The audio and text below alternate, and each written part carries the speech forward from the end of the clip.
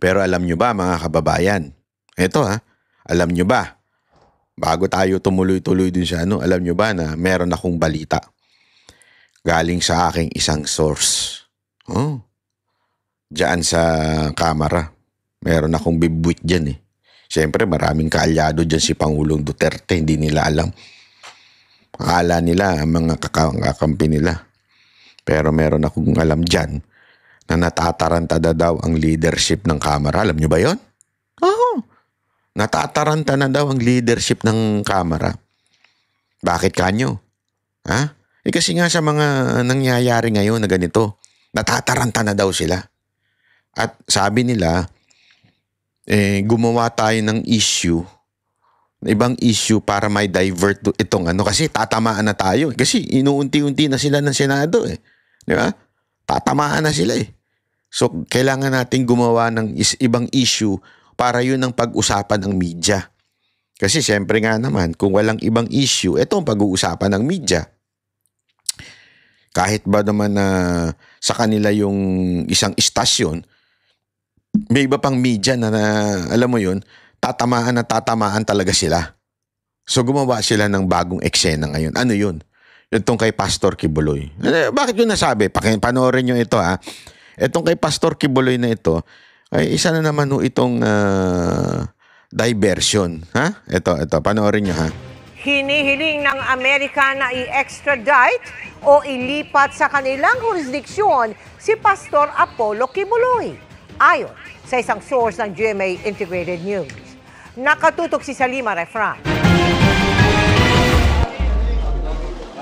Hinihingi na raw ng US ang extradition ni Kingdom of Jesus Christ founder Pastor Apollo Kibuloy para harapin ang patong-patong na mga kaso niya doon. Ayon sa ilang government sources na nakausap ng GMA Integrated News, naitransmit na raw ng US ang mga dokumento patungkol dito sa Department of Justice itong Hunyo. Ano daw? Himayin nga natin yun? Himayin nga natin? Kailan daw, meron daw source ang GMA na nalaman nila na humihingi na ng extradition. Ano yung sabihin na extradition? Simpleng-simple lang, paikliin na lang natin. Gusto ng Amerika si Kibuloy malipat sa kanila. Okay? Since meron tayong treaty, posibleng mangyari yan. Pero, wait, yung source nila, kailan sinabi sa GMA? Malamang ngayon lang. Pero, ang tanong, kailan humingi ang Amerika? June pa. Ano nang petsa ngayon? August na. June, humingi na ang Amerika ng extradition. Itinago, June, July, August. Malapit na matapos ang August. Doon lang inilabas nung source na nagbigay sa GMA. So yung source nila, ngayon lang inilabas kahit June pa nangyari yan. So ibig sabihin, piniprepare nung source nila ang timing ng paglabas.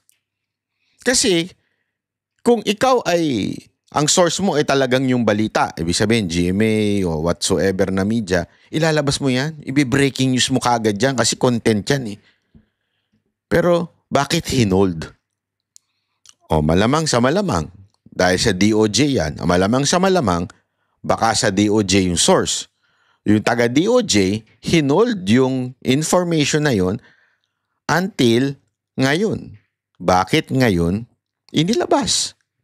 Kasi, sa tingin ko, dahil kaputukan at tatamaan na ang leadership ng Kamara.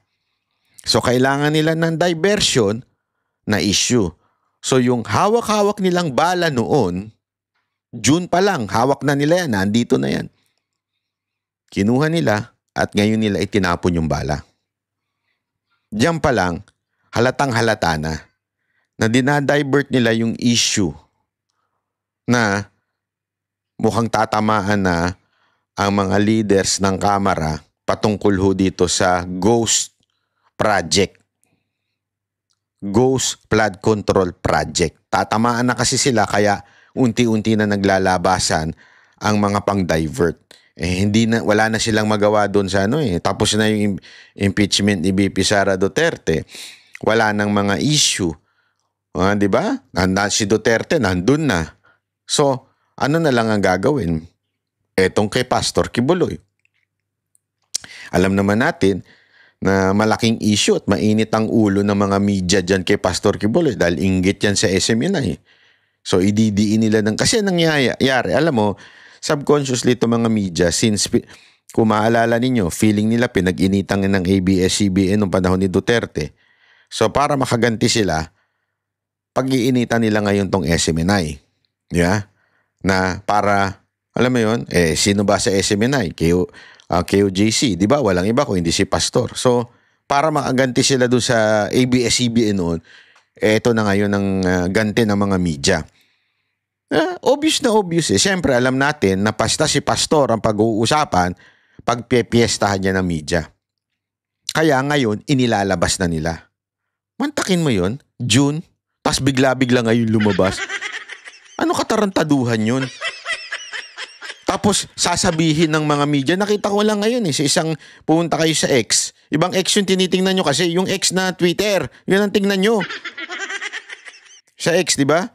Puro laman ng ng mga media, breaking news. Anong breaking news dyan? June pa yan Biyakin ko kayo dyan ma-breaking kayo dyan. Hindi, totoo lang. Di ba, August pa yan Seryoso raw ang Amerika sa kanilang extradition request at gumagawa na ng mga kinakailangang hakbang kasama ang gobyerno ng Pilipinas para mapaharap si Quiboloy sa hustisya. Alam na rin daw ng Malacanang ang extradition request na ito ng Amerika. Kaugnayan sa patong-patong na mga kaso, kabilang na ang conspiracy to engage in sex trafficking by force, fraud and coercion, sex trafficking of children, conspiracy at bulk cash smuggling. Si Quiboloy ay malapit na kaibigan at naging spiritual advisor ni dating Pangulong Rodrigo Duterte. Nang tanungin namin tungkol dito si Philippine Ambassador to the US, Jose Manuel Romualdez, sinabi niyang isinumite na ang extradition documents si Quiboloy sa linawin natin hindi siya ang nagsabi. Yung GMA yung nagtanong. Okay? So, nagsumiti na daw. So, madaling salita mga kababayan. Ang tagal na pala niyang alam. Kasi hindi niya sinabi, may ganyan ba? Sana, ganun, di ba? Hindi, alam niya na. Noon pa. Ba't ngayon lumabas? Alam na natin. Kaya nga, sa tingin ko lang natataranta na, tama yung sinabi sa akin ng source ko, na natataranta na yung leadership ng Kamara. Kasi mabubuking na talaga. Unti-unti na lumalabas ang katotohanan Talagang malalaglag na sa upuan yung leadership nila para makaiwas, eto na yung balita. Yan yung sa tingin ko, kasi remember, si Banat Bay ayaw ng chismis niya, hindi ko gusto ng chismis, di ba? To verify yung sinabi sa akin ng source ko, titingnan natin yung surroundings, circumstantial evidence. One of the circumstantial evidence ay ito. Tila meron na namang lumalabas. Ito kasi talagang amoy na amoy mo na merong pumihit. June pa, pero ngayon lang inilabas. Alam mo may pumihit, di ba? Alam na din nung itong ambassador. Pero bakit hindi siya nagsasalita? Ngayon lang talaga. Sabihin, may pumihit talaga nung kwento. Doon pa lang, mukhang ito'y circumstantial evidence na tama yung source ko na sinasabi niyang natataranta na ang Kamara dahil mabubuking na talaga sila unti-unti. Ngayon, tuloy natin. DOJ para sa pagpuproseso. Ayon kay Justice Secretary Jesus Crispin Remulla, aalamin daw niya ito. Nakakulong ngayon si Quiboloy sa Pasig City Jail para sa mga kasong qualified human trafficking at child sexual abuse na dinidinig sa Pasig at Quezon City RTC. Ang tanong ngayon, maaari bang ma-extradite si Quiboloy kung may kinakaharap itong mga kaso sa Pilipinas? Ayon kay Justice Spokesperson Asek Miko Clavano, karaniwan raw na hindi pwedeng ma-extradite ang isang tao mula sa Pilipinas kung may kasong kriminal pa ito sa mga korte dahil prioridad ang lokal na jurisdiksyon. Ang panuntunan raw ay kinakailangan niyang humarap sa paglilitis at kung ma-convict ay tapusin ang sentensya bago magpatuloy ang extradition. Yun. Nasa korte raw ang kapangyarihan para aksyonan ang mga kasong Nagigets ninyo? Nakukuha ninyo? Galing na mismo ito sa gobyerno natin galing na to kay Utoy. Yeah? Ano sinasabi dyan? Ang standard, tapusin mo na itong kaso dito. Ang standard, kung masistensyahan man, tapusin yung sistensya bago ma-extradite. Yun ang standard. So, what kind of news is this? This is an obvious news para i-divert lang, magalit lang sa mga Duterte, magalit lang kay Pastor, ma-divert lang yung galit ng taong bayan na instead sa flood control project at doon sa mga congressman. Kasi nonsense. Etong balita na to, nonsense. Kasi nga, kailangan mo nang matapos. However, may court daw na pwede mag-decide. Pero ang standard talaga, kailangan talagang dinggin muna. Priority ang local courts. May urgency. At kung hinihingi ng mga sirkumstansya ay maaaring gumalaw ang DOJ para iresolba agad ang mga pagdinig para hindi maantala ang isang valid na extradition request. Ayon naman sa kampo ni Kibuloy, wala pa raw silang natatanggap na impormasyon tungkol dito. Para sa GMA Integrated... Kita ninyo? Kasi if this is a legal process, if this is a masasabi nating may sense na proseso, di sana, one, humingi ang Amerika, binigay sa DOJ, o pinadaan sa DFA, tapos, syempre, sasampa muna yan sa husgado, aalamin kung ano ang legal process, tapos malamang sa malamang, ay dapat hingin din ang panig ni Pastor Kibuloy. Di ba? Dapat ganun ang proseso. Due process yan eh. Hindi pwedeng basta-basta na lang dalhin yun dun eh. Nakatulad ng ginawa ninyo kay Pangulong Duterte.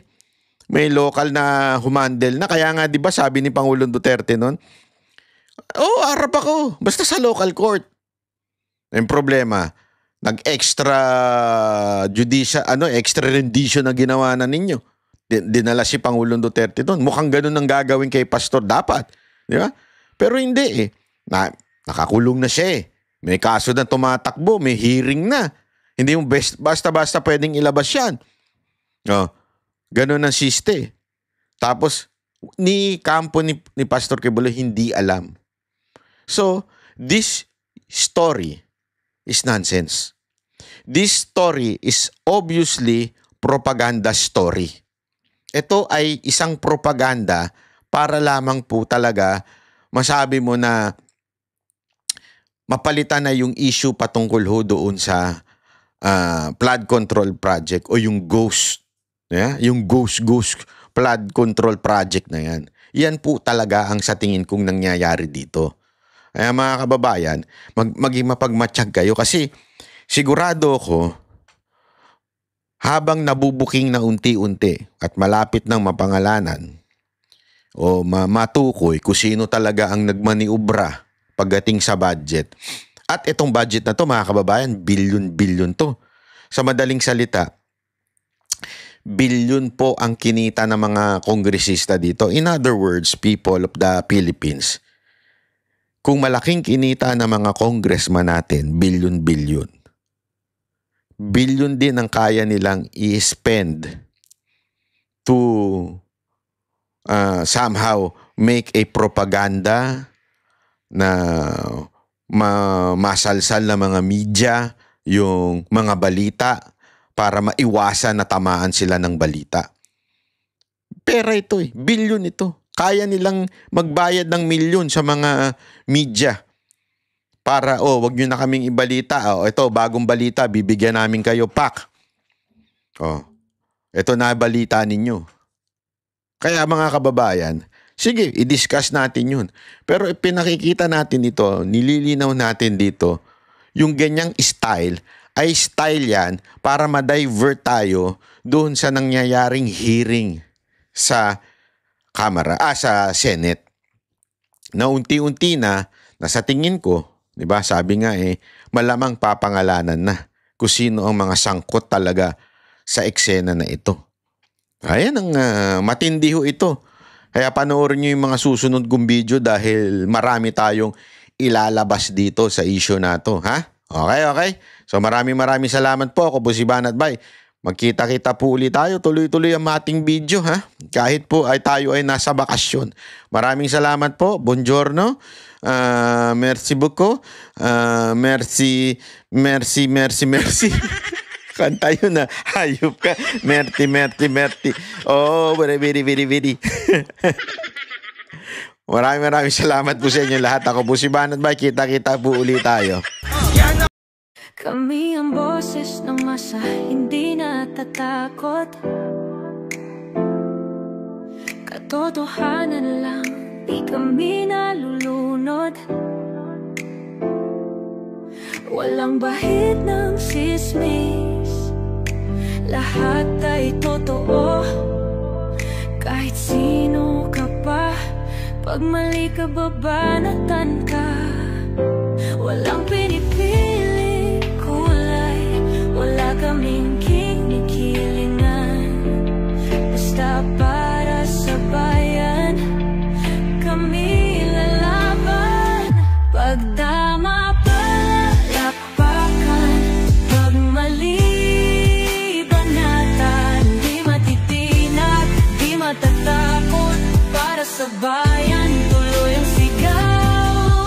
Sa harap ng kamera, walang halong takot. Mga baluktot, lahat kayo'y tutumba. Ang hustisya at totoo, yun lang ang mahalaga.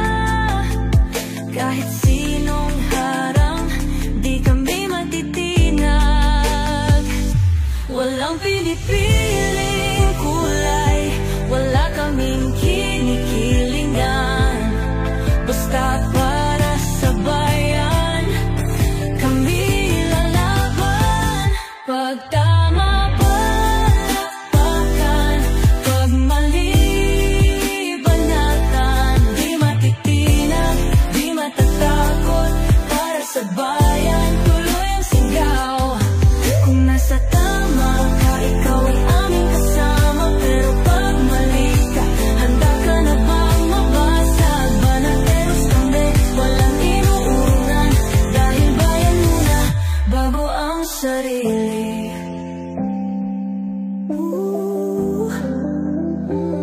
Bago ang sarili.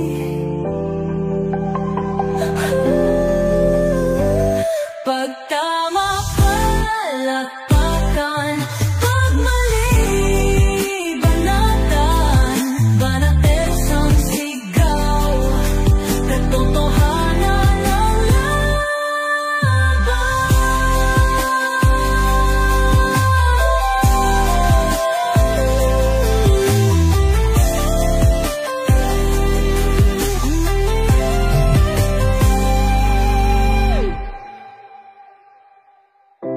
sa harap ng kamera, walang